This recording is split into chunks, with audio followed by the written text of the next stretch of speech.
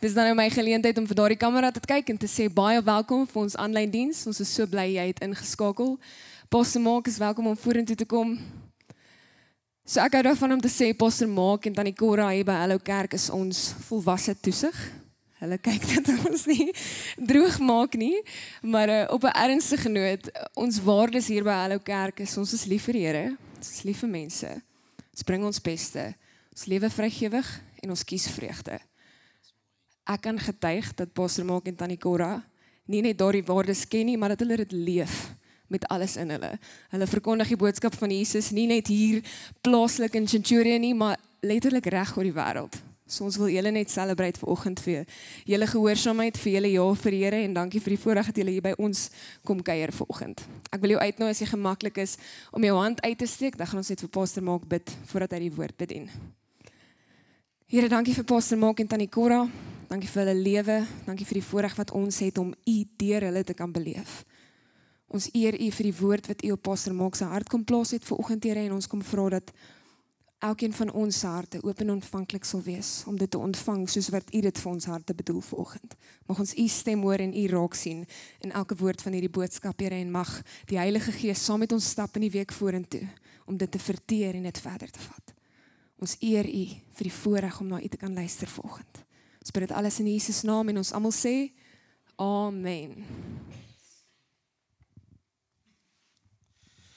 Baie dankie Marlies, dit is vir ons 'n groot voorreg altyd om hier te wees en vanmôre is nogal spesiaal vir ons want ons het twee van ons kleinkinders hier.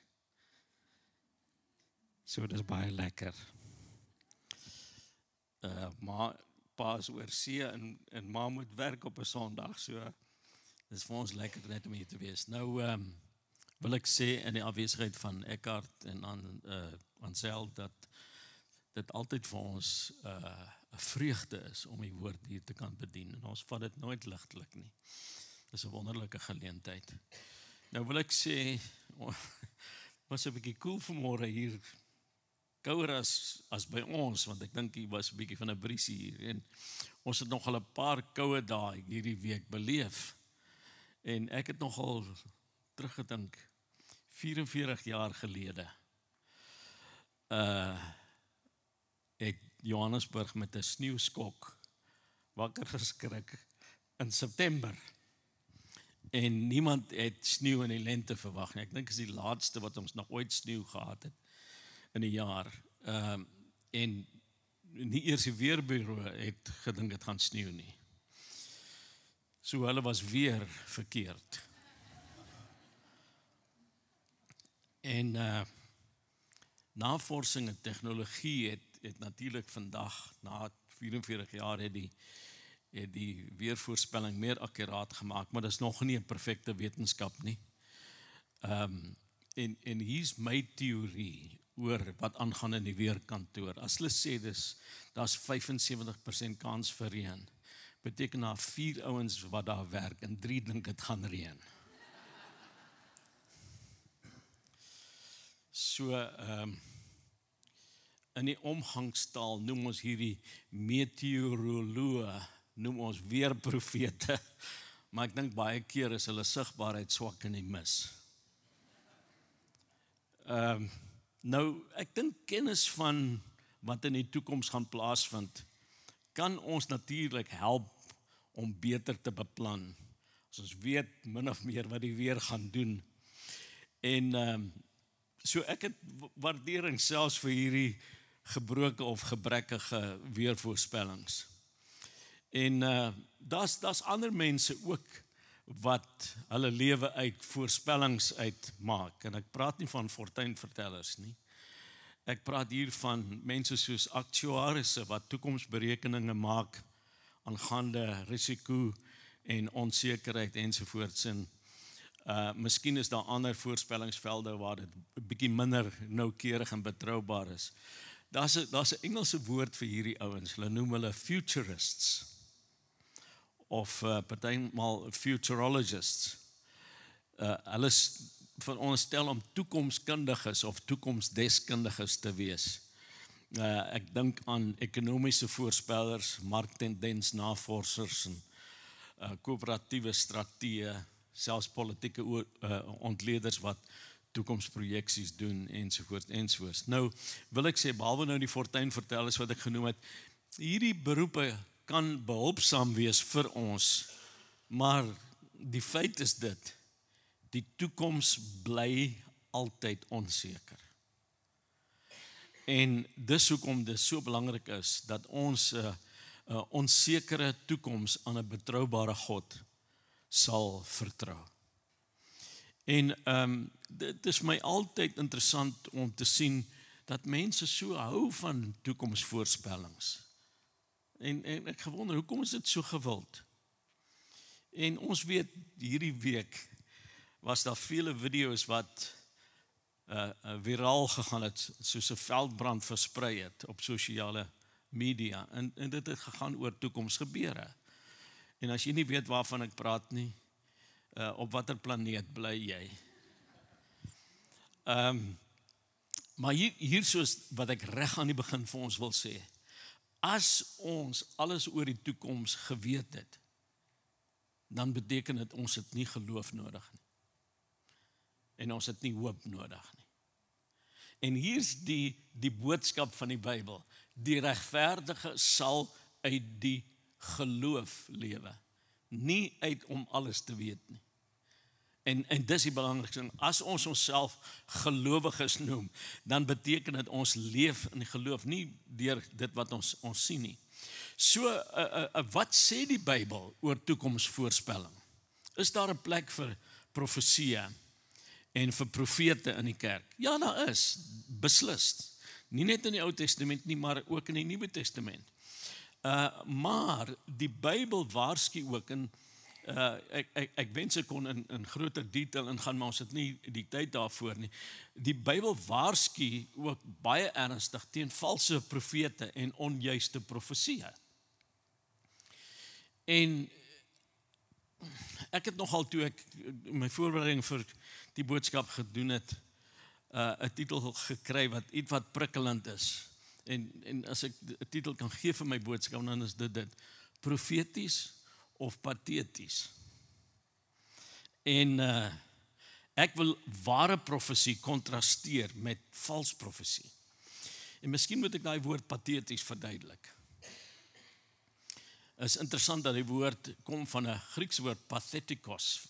En die kern van daai woord is die woord pathos, wat beteken lyding of passie of emosie of gevoel. En oorspronklik het die woord verwys na iets wat jou emosies roer, iets wat jammerte of hartseer of smart aanwakker in jou.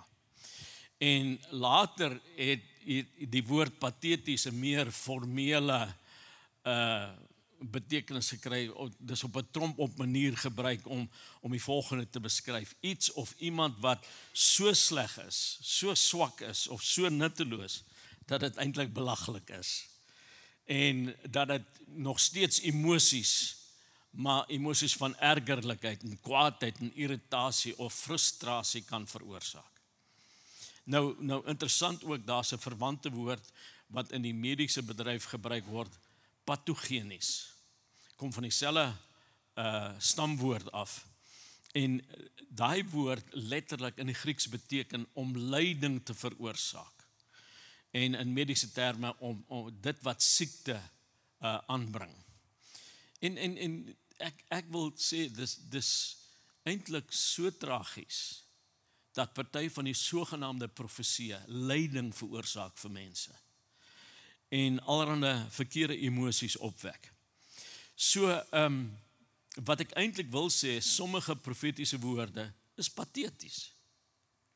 In die sin dat dit absurd is, dis sinneloos, dis teenstrydig met die woord, met die Bybel, en dit kan in plek van bemoediging kan dit lyding veroorsaak. Nou ek gaan op iets anders fokus, maar laat ek net hierdie ingooi teen geen ekstra koste nie.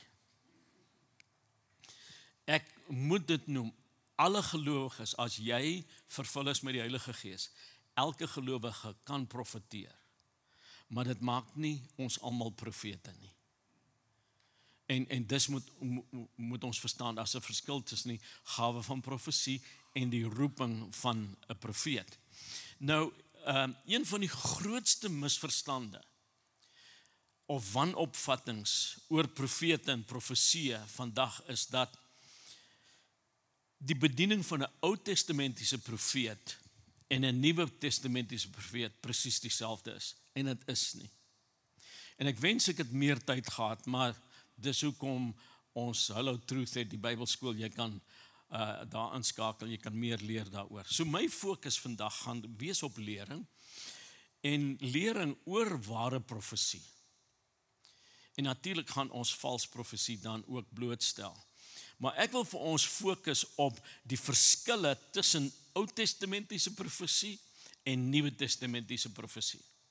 En hier is die eerste verskil. Die Ou Testamentiese profeet was basies God se enigste kanaal van kommunikasie met mense. Ons moet dit verstaan. So, daar was priesters natuurlik, maar die priesters het eintlik mense gehelp om met God te kommunikeer. So dis kommunikasie van die mens na God toe. Want die priesters het hulle gehelp om die regte offers te bring wat God vereis het ensovoorts. Maar die profete was die mense of die kanale waardeur God met die mens gepraat het. En die enigste kanaal basies as jy in die Ou Testament lees.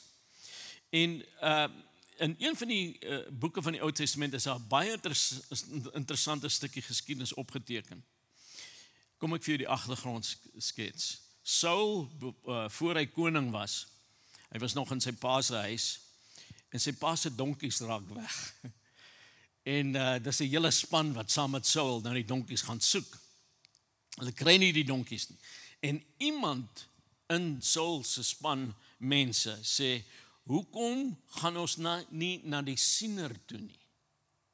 En ons vra vir die siener, want hy kan ons sien waar die donkies is. En dan kry ons hierdie verduideliking in die boek van 1 Samuel, hoofstuk 9 en vers 9. En hierso is die skrywer van hierdie boek wat vir ons probeer verduidelik hoekom hierdie persoon 'n siener genoem was. En dit sê hier, ek lees uit 1 Samuel 9 vers 9. Vroeger het 'n mens in Israel, wanneer jy by God raad wou vra, gesê, kom ons gaan na die siener toe, want vroeger is profete sieners genoem. So, as mense in die Ou Testament God wou raadpleeg, het hulle na die profeet toe gegaan, en soos ons lees hier, die profeet was eers 'n siener genoem, en hierso is die kruks van die saak. Hy was beskou as die enigste een wat visioene van God kon sien of waarhede van God kon hoor. Nou hier is die kontras met die Nuwe Testament. In die Nuwe Testament is daar die bedieningsgawe van 'n profeet. Dis definitief daar. Gaan lees Efesiërs 4, ek gaan in 'n oomblik of twee dit lees. So daar was beslis hierdie gawe van 'n profeet. Maar hy's nie meer die enigste een wat God se woord kommunikeer nie. Want as jy daar gaan lees, dan sê jy sien in die Nuwe Testament is daar 5 bedieningsgawes aan die kerk gegee.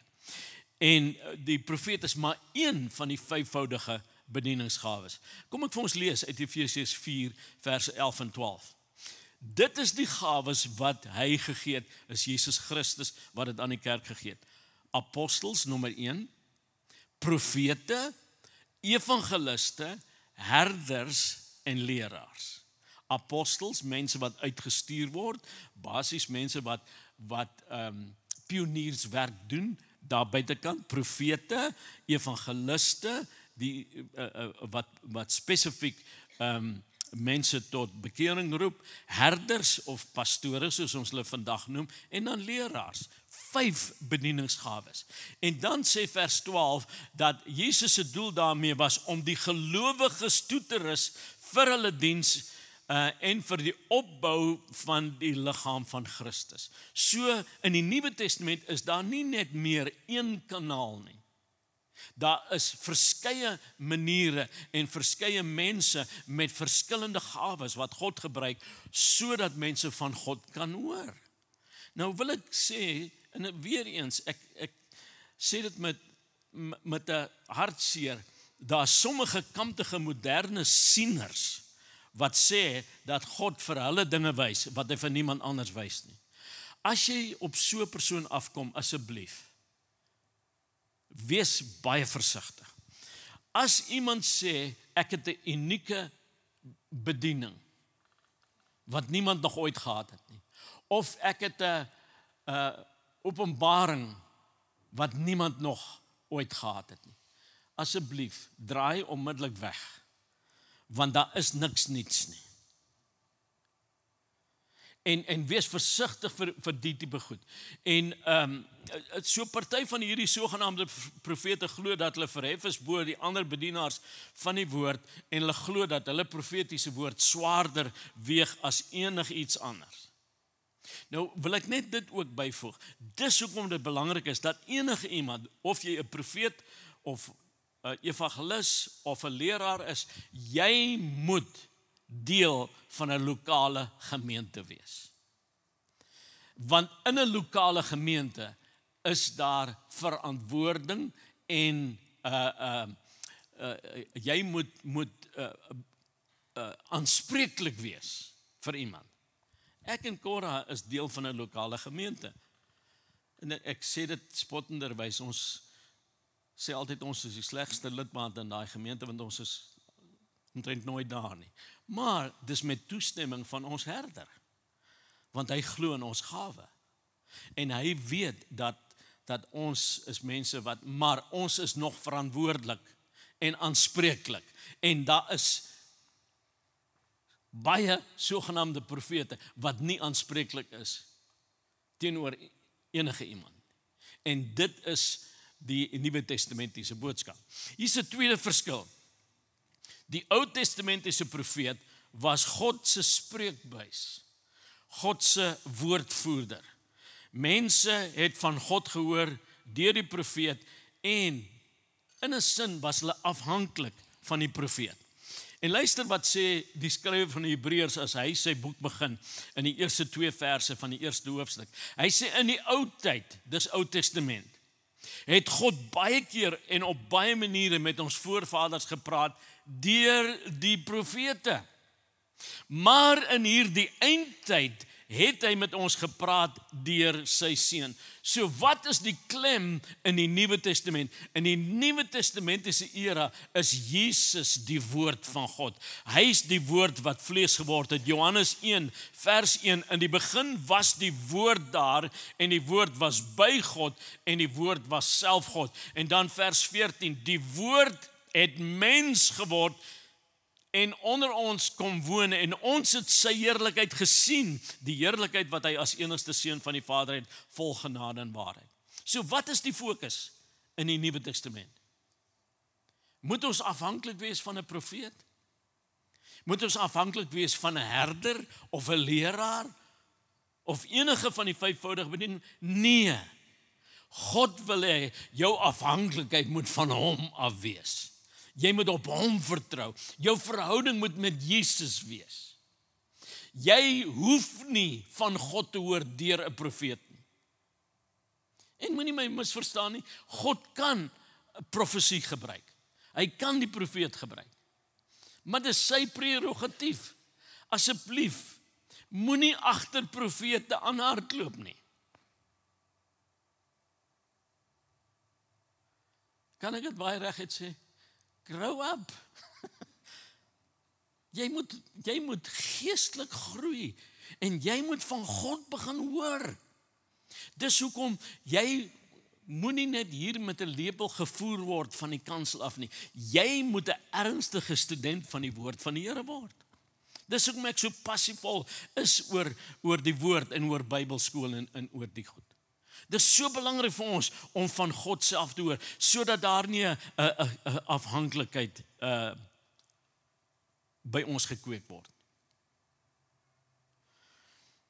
God kan die profeet gebruik, maar jou verhouding moet wees met die Heilige Gees en met Jesus Christus. Luister wat sê Romeine 8:14. Nou ons moet weet, toe Jesus opgevaar het na die Vader, toe het hy gesê, ek sal die Vader vra om die Heilige Gees te stuur. En hier's wat Romeine 8:14 sê, almal wat deur die Gees van God gelei word. Hulle is kinders van God. So wat maak jou 'n kind van God? Die feit dat jy kan hoor van die Heilige Gees. Dis so belangrik. En ons moet dit besef. Hier's 'n derde rede, of 'n derde verskil liewers, tussen Ou Testamentiese en Nuwe Testament profesie. Nou hier praat ek van ware Ou Testamentiese profesie, het gees-geïnspireerde, onfeilbare skrif, God se geskrewe woord voortgebring. So God het die profete van die Ou Testament gebruik sodat ons vandag 'n Bybel kon hê. 'n Ou Testament ten minste. En die wonderlike ding van die Ou Testament is daar's soveel profeseë aangaande Jesus Christus. Dis waaroor Ou Testamentiese profesie gegaan het. Om te vertel dat Jesus Christus sou kom. En hier's 'n baie interessante skrifgedeelte in Petrus se tweede sendbrief. Ek sal weer vir ons die agtergrond skets. Hy praat van die ondervinding wat hulle gehad het saam met Jesus op die berg van verheerliking. Want God die Vader het in 'n hoorbare stem verklaar dat Jesus sy geliefde seun is.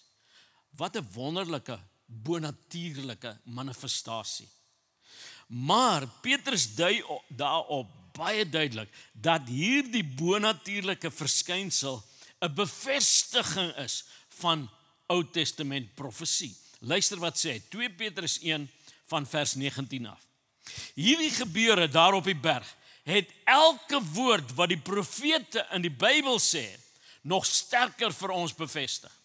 Hierdie boodskap is soos 'n lig wat in die donker skyn. Julle moet aan hulle woorde vashou. En dan vers 20. Onthou, dit wat die profete in die Bybel sê, het hulle nie self uitgedink nie, want geen ware profesie kom ooit van mense af nie. Nee, die Heilige Gees het presies vir hulle gewys wat hulle oor God moes sê. Hy het hulle aangevuur om oor hom te praat. So dis die Ou Testamentiese profesie. Dit het die skrif vir ons gegee. Wat is Nuwe Testamentiese profesie? Daar's 'n groot woord wat ek wil gebruik. Wel hy's nie so groot nie, maar hy het 'n diep betekenis. Die woord kanon. 'n Kanon is nie 'n weapon of mass destruction nie. Kanon is die standaard waarmee ons meet watter boek in die Bybel moet wees. En dit was nie 'n besluit nie, dit was 'n algemene aanvaarding. En hier is die belangrike dinge om te weet. Die kanon is gesluit. Daar's nie nog 'n boek wat by die Bybel bygevoeg moet word. Ou Testament en Nuwe Testament is klaar. So as iemand vandag profeteer, en ek gaan daarby kom, moet dit in lyn wees met die woord van die Here, ek sal dit weer sê, maar vandag se profeseë in die Nuwe Testament moet beoordeel word. Dis nie onfeilbaar nie. En daar is verskeie skrifte wat ek vir julle wil gee om dit te bevestig. Laat ek begin met 1 Korintiërs 13 in vers 9. En hier sê Paulus, ons ken maar gedeeltelik en ons profeteer maar gedeeltelik. So dis nie volmaak nie. En dis hoekom ons dit moet beoordeel. In 1 Tessalonisense 5, hier van vers 20 af, sê hy die volgende. Hy sê, moenie profeseë geringskat nie. Hy praat van Nuwe Testamentiese profeseë. Maar toets dit alles. So 'n profesie moet getoets word, moet beproef word. Behou wat goed is en bly weg van alles wat sleg is. So wat impliseer daai skrifgedeelte vir ons? Daar is profeseë wat sleg is. Sê amen, sê eina, sê iets. Want is die waarheid. En hy sê, ons moet dit toets. Ek gaan net vir ons wys, waaraan toets ons of 'n profesie reg is. Maar dit is belangrik, dit moet getoets of beproef word. Laat ek teruggaan na 1 Korintiërs toe. Hoofstuk 14 vers 29. Wat die profete betref, laat 2 of 3 aan die woord kom en die ander dan beoordeel wat gesê is. Luister mooi wat hy sê. Hy sê nie ons moet die profeet veroordeel nie. Ons moet die profesie beoordeel. Daar's 'n groot verskil. En is so maklik om in die struik te trap van om profete te veroordeel in plaas van om net die profesie te beoordeel. So, wat is die kriteria wat aan ons gegee word in die Bybel waaraan ons profesie moet beoordeel om te kyk of dit reg is? Ek gaan vir ons 'n paar woorde gee en die eerste woord is ooreenstemming. Ooreenstemming, wat bedoel ek daarby? Dit moet met die geskrewe woord van God ooreenstem. Dis belangrik. 2 Timoteus 3 vers 16 sê Paulus, die hele skrif is deur God geïnspireer. Dit is nie 'n strikvraag nie. Wie die Bybel geïnspireer? God, die Heilige Gees. Wie is die een wat egte profesie gee? Die Heilige Gees. Sal die Heilige Gees wat die skrif ons gegee het, iets gee wat teen die skrif gaan as 'n profesie? Nee, nooit nie. Hy sê die hele skrif is deur God geïnspireer en het groot waarde om in die waarheid te onderrig, dwaling te bestry, verkeerdhede reg te stel en 'n regte lewenswyse te kweek. So dis ons eerste maatstaf. Is dit in lyn met die woord van die Here? Hier is die tweede een, bevestiging.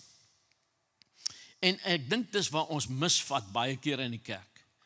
Baie keer kry mense 'n profesie van iemand en dis vir hulle heeltemal 'n nuwe ding, dis 'n openbaring, hulle weet nie daarvan. Ek onthou baie jare gelede het ons 'n student in die Bybelskool gehad van Noorwe. En een oggend toe sit hy voor my kantoor vroeg. Toe ek daar aankom, ek sit al daar en hy kyk, daar's nie baie son in Noorwe nie, maar hy was bleker as gewoonlik. En ek kon sien daar's iets ernstig. Ek vra toe vir hom, hoekom is jy? Hy sê ek moet met jou praat.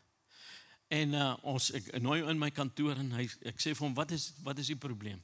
Hy sê ek was gisterand by een of ander byeenkoms en iemand het oor my geprofeteer dat ek Egipte moet gaan. En sy lip begin te bewe. Hy sê ek wil nie Egipte toe gaan nie. En ek sê vir hom, het God ooit met jou gepraat oor Egipte? Nooit nie. Ek sê, dan vat hierdie profesie en gaan sit dit op die rak. As God eendag wil hê, jy moet Egipte toe gaan, sal hy vir jou sê. En luister mooi vir my. Ag, ons hoef nie eers geestelik te wees hieroor nie. Hier is 'n beginsel in die woord van die Here. Hy sê, Jesus gesê, as jy 'n probleem het met jou broer, gaan praat met hom persoonlik, privaat. Moenie oor hom gaan praat nie. Gaan praat met hom.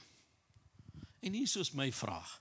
Hoekom sal God oor jou gaan skinder by 'n profeet? Voor hy met jou praat. So God wil hê dat jy moet besef, hy gaan eers met jou deel. Nou, baie keer het jy 'n idee oor iets, maar jy het nie die detail daaroor nie. En dis wat die profesie kan bring vir jou. Maar dit moet bevestiging wees, nie openbaring. Amen. Dit is so belangrik. En as dit nie bevestiging is nie, soos ek sê, sit dit op die rak, los dit daar, en ek glo nie die Nuwe Testamentiese profeet is daar om vir jou rigting in jou lewe te gee nie. Jy moet deur die Gees gelei word. Onthou daai skrif wat ons gelees het. Die kinders van God word gelei deur die Gees van God. Nou wil ek sê, en ek gaan net nou iets meer daaroor sê, in die Nuwe Testament, in die boek van Handelinge, lees ons van 'n spesifieke profeet met die naam van Agabus. Agabus kom by Paulus en hy vertel vir Paulus wat met hom nog gaan gebeur. En ek het nie die tyd om dit te lees nie, maar hierso is huiswerk van 'n onderwyser af. Gaan lees Handelinge 19, Handelinge 20 en Handelinge 21. Dan sien jy hoe God alreeds met Paulus gepraat het. En wanneer Agabus die profeet kom, gee hy net bevestiging. En die mense probeer om Paulus te keer en te sê nee, luister, hy praat oor toekomstige dinge, bly liewer hier. En Paulus sê nee, ek is reg. Want God het alreeds met hom gepraat. Profesie in die Nuwe Testament moet bevestiging wees. Hier is 'n volgende kriterium. Opbouing. En ek gaan hierdie vers oor en oor gebruik. 1 Korintiërs 14 vers 3 gee vir ons ten minste 3 kriteria hier. Hy sê, iemand wat profeteer, rig hom tot mense en praat woorde wat geestelik opbou. As 'n woord jou afbreek, beoordeel dit. Dit moet geestelik opbou. 'n volgende woord, bemoediging, weer 1 Korintiërs 14:3. Hy wat profeteer, spreek tot mense woorde van stigting en troos en bemoediging, nie lyding nie. Vers 31, julle kan almal een vir een profeteer, sodat almal kan leer en almal bemoediging kry, of bemoedig word. So dis belangrik, bemoediging, nie veroordeling. 'n volgende woord, kriterion, vertroosting, 1 Korintiërs 14:3, die een wat profeteer met mense om hulle praat met mense om hulle op te bou, te bemoedig en te vertroos. Jy kan so maklik dit herken. As iets jou vreesagtig maak in plek van jou vertroos, beoordeel dit. Profesie is veronderstel om vertroosting te bring. Volgende een, ek dink is nommer 6, onderwysing. 1 Korintiërs 14 vers 31, julle kan almal een vir een profeteer, sodat almal onderrig en bemoedig kan word. Leer jy iets daaruit? En dan die laaste een, en vir my die belangrikste, en ek wil die woord verheffing gebruik hier. En verheffing praat ek hier van om Jesus te verhef. 'n Profeet is nie daar om te profeteer sodat hy kan goed lyk of geestelik voorkom nie. Dit gaan nie daaroor nie. Ons het ondervinding gehad van iemand wat ek noem hierdie generiese profesie gegee het.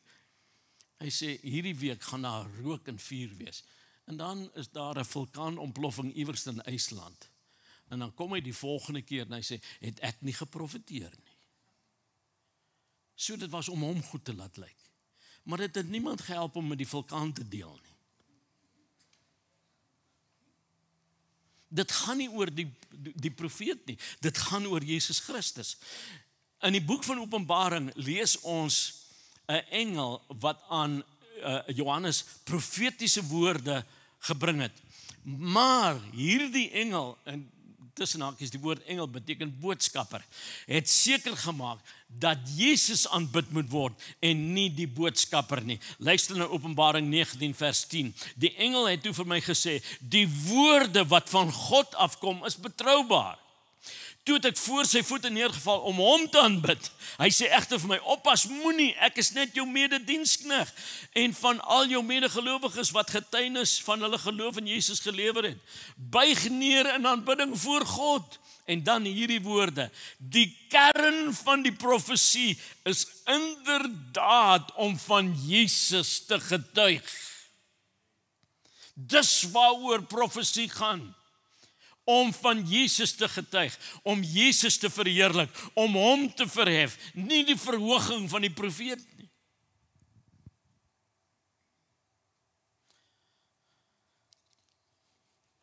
Ek het so baie dinge om nog te sê, laat ek maar aangaan. Verskil nommer 4. Die Ou Testamentiese profete het in 'n era van wet opgetree, gekenmerk deur oordeel. En gaan lees maar deur die Ou Testament. Ek gaan nie vir ons skrifte hier gee nie, maar interessant. Moses was 'n profeet. En ons skryf van hom af wat genoem word die wet van Moses. Gaan lees Eksodus 20, die 10 gebooie, die kern van die wet. En so, dit is waaroor dit gegaan het, die wet, en dan natuurlik, deur die Ou Testament, talle sekondêre wette en regulasies. En al die ander Ou Testamentiese profete het meestal gewaarsku aangaande die noodsaaklikheid van gehoorsaamheid aan die wet en die oordeel wat sou volg op gehoorsaamheid. Maar hier is die verskil. In die Nuwe Testament leef profete in die genadejaar van die Here. Dis wat Jesus kom aankondig het. Gaan lees Lukas 4 vers 18 en 19. Hy sê ek bring goeie nuus. Hy sê en ek kondig die genadejaar van die Here aan. So die waarheid vir ons as Nuwe Testamentiese gelowiges, jy kan nie die wet onderhou nie. Niemand kan die wet totaal gehoorsaam. Dis hoekom ons in die genadejaar van God lewe. En dis die boodskap. Die genade in Christus is die goeie nuus en die grondslag van die gelowige se lewe. Nou, ons het al reeds gesien dat profesie moet bemoediging, versterking, vertroosting bring. Hier's nog 'n bevestigende skrifvers, Handelinge 15:32, praat van Judas en Silas, wat self ook profete was, het lank met die gelowiges gepraat en hulle bemoedig en geestelik versterk. Dis waaroor profesie in die Nuwe Testament gaan. Selfs wanneer 'n profesie 'n verkeerde situasie aanspreek, is daar altyd die element van vergifnis en verlossing en genade. As dit nie daar is nie, het jy die reg om daai woord te verwerp. Ek kom by die laaste verskil. In die Ou Testament het profesie 'n groot element van voorspelling gehad. En daar's soveel voorbeelde, ek het nie tyd om deur hulle te gaan nie. In die Nuwe Testament, daar is so 'n bietjie van voorspelling, soos Agabus wat ek genoem het. Maar in die Nuwe Testament is profesie meer 'n openbaring van God se wil. Waar is Marlies? Sy's iewerster. Laat net dit sê. Sy het 'n baie mooi ding gesê hier. Sy het gesê, spreek daai woord profeties oor jouself. Wat is dit? Dis God se wil vir jou. Siekte en sonde moet buig voor die naam van Jesus. Dis presies wat profesie oor gaan. Interessant, my tyd is klaar, maar ek wil net sê, die woord profeet of profesie kom van die Griekse woord prophetis. Twee dele van die woord. Pro, wat beteken vooraf, wat praat oor voorspelling, maar die woord pro kan ook beteken voor in rang, van 'n hoër rang af. So of die profeet kan spreek voor iets gebeur, of hy kan spreek 'n woord van bo af, van die hoogste rang af. Wow. En dis waaroor Nuwe Testamentiese profesie gaan. Laat ek in Engels stel, prophecy could either be foretelling, or in the New Testament, the emphasis is on forthtelling, om God se woord te openbaar. Nou verstaan mooi vir my. 'n Profeet in die Nuwe Testament is nie 'n heldersiende waarseer of 'n fortuinverteller nie. Kry dit uit jou kop uit. Dit gaan nie daaroor. En ek dink aan net aan ligte lyne, 'n man wat 'n afspraak gehad het met 'n waarseer. En hy het toe nie opgedag en die waarseer bel hom en sê, hoekom het jy nie jou afspraak gekanselleer nie? En die ou se antwoord was, hoekom het jy nie geweet dat ek nie gaan opdaag? So ons het verkeerde begrippe van wat profesie en profete oor gaan. Ek wil dit sê en ek sê dit uit my hart uit. Die boodskappe wat ons kry, moenie pateties wees nie. Dit moenie lyding veroorsaak of allerlei verkeerde emosies nie. Dit moet ons opbou, dit moet ons versterk.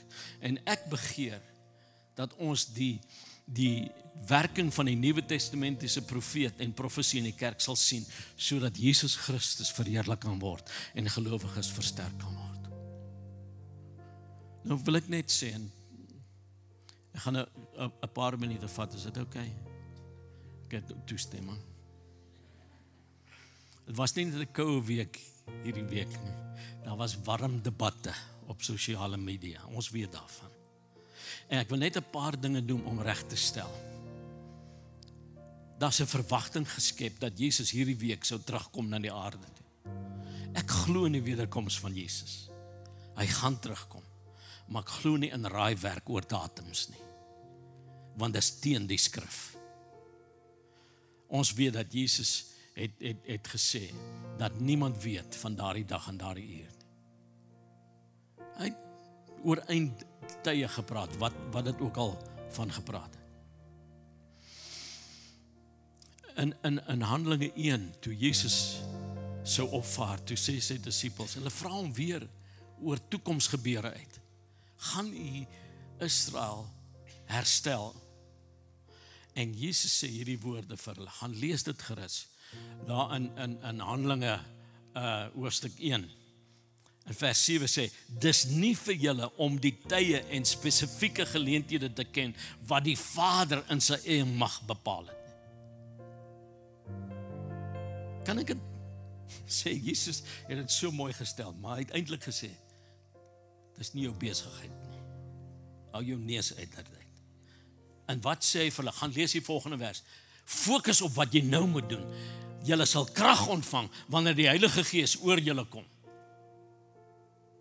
En julle sal my getuies wees. So, beplan asof Jesus eers in 100 jaar gaan terugkom, maar werk asof hy vandag gaan terugkom. Dis die belangrike ding. En moenie, ek weet dis nou klink anglisisties, moenie kalkulasies maak wat net spekulasies is nie. Fokus op wat jy moet doen. Alreeds in die Ou Testament het Moses dieselfde boodskap gegee. Deuteronomium 29:29. Hy sê daar's geheime dinge wat net die Here ons God weet. Hy het dit nie aan ons geopenbaar nie, maar die dinge wat hy wel aan ons geopenbaar het, dit moet ons doen. Selfs Petrus was berisp deur Jesus toe aan die einde van die boek van Johannes toe wil hy nou weet wat gaan met Johannes gebeur in die toekoms. En weer eens sê Jesus vir hom, dit het niks met jou te doen nie. Volg jy net my. En ek weet daar's mense wat sê, wel ten minste hierdie ouens, en ek praat net van een persoon nie, deur die geskiedenis soveel persone datums probeer vasstel. Ten minste was hy gehoorsaam aan die Here. Nee, God gaan jou nie roep om 'n onwaarheid te verkondig en verwag jy moet gehoorsaam wees. O, ten minste het mense tot bekering gekom. Hoe kan God 'n onwaarheid gebruik om mense na die waarheid toe te lei? Ten minste het mense hulle saak met die Here reggemaak. Nee, baie het uit vrees 'n geestelike versekeringspolis uitgevat. Maar laat dien nie die Here uit liefde nie. Wat ek gesê het ek gesê. Sonder om iemand te veroordeel, maar ons moet die waarheid praat. Kom ons staan.